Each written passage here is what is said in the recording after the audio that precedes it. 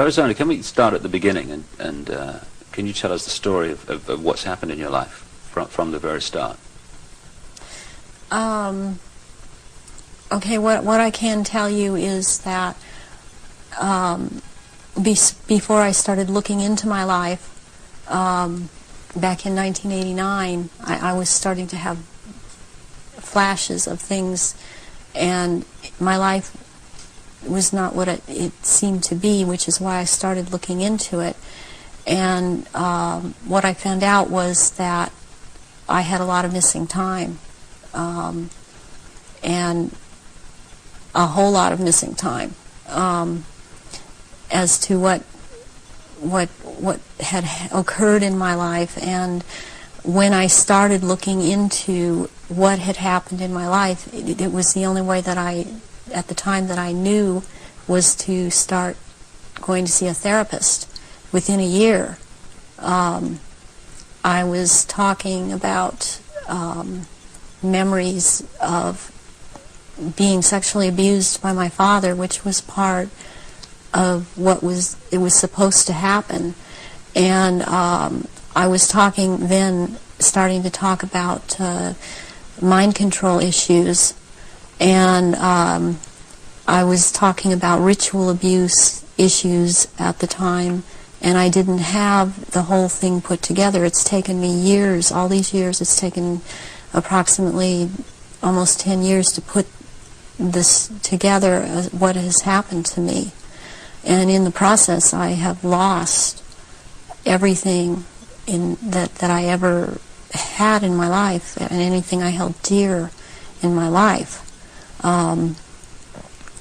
I was bred for this role that I fulfill, and it was planned from before my birth, and it was because of the bloodline of my mother's family, which comes down through Ireland, but before that it began in France. It was through the Marquis de Stac, which he came to Ireland and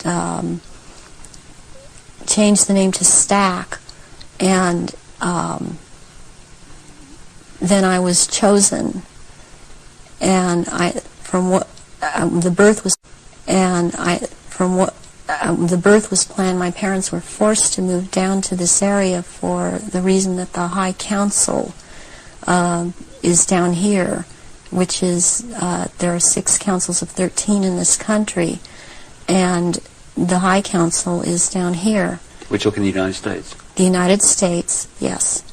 And so from the time that I was a baby, I was being abused and traumatized, and on purpose, for the mind control that they need someone to go through to do whatever they say, to be as just a puppet in that they can control every move. And you don't remember, I didn't remember a lot of things, because I have, as a result of all of this mind control, split off many parts that all hold memories, hold feelings, hold programs, hold information,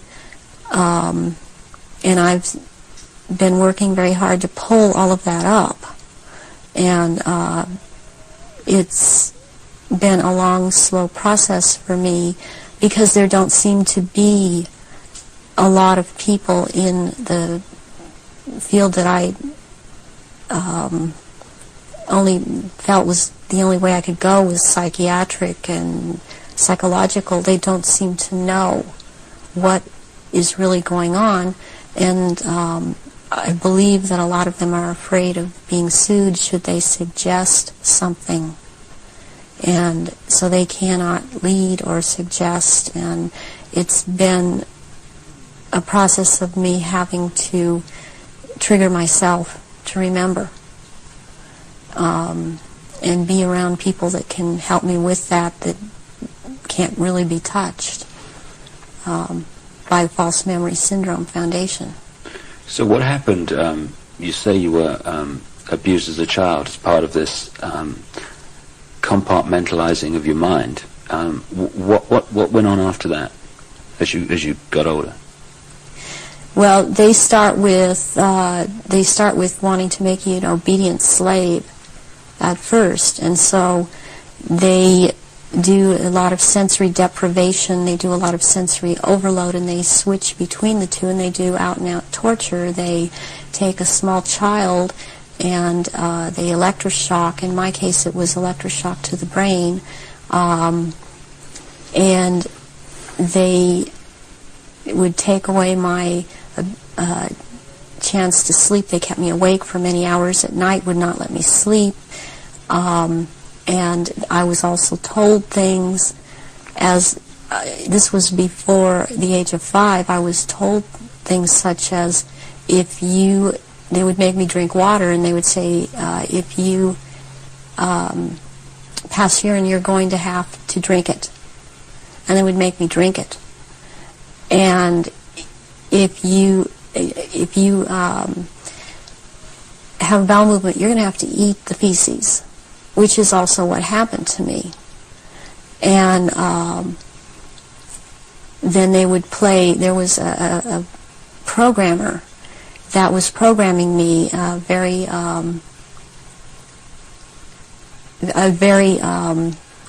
infamous person in history, who actually has been in this country, and he was known as Dr. Green. Who he actually was Dr. Mengele, from Joseph Mengele, from the concentration camps in Germany, and he was he stayed a lot at China Lake Naval Weapons Station out here in Southern California, in the desert area. And I would be around this man a lot, and he used to tell me that the scar that he had on the left cheek of his face was actually from, he was into fencing, and that it was from that, but actually the scar on his cheek was from one of his own programming techniques, that he would put a child in a box and with a sword and tell the child to defend the box, even if it meant his own death. Then he'd tell another child to break into the box, and which this child would do, and then the other child would then jump out of the box and shove the sword or the lance straight through the other child. And at one point he got into it where this child actually got him in the face with the sword. And he would wear a huge emerald ring on his left hand, on this middle finger, and he would twist this emerald around, and for programming, and he was into using long-colored ribbons of different colors, and you had to choose a certain ribbon, or you were given a certain ribbon, and that meant that this certain thing was going to happen to you. And it was like picking sticks out, or drawing sticks out of a hand, out of someone's hand. I saw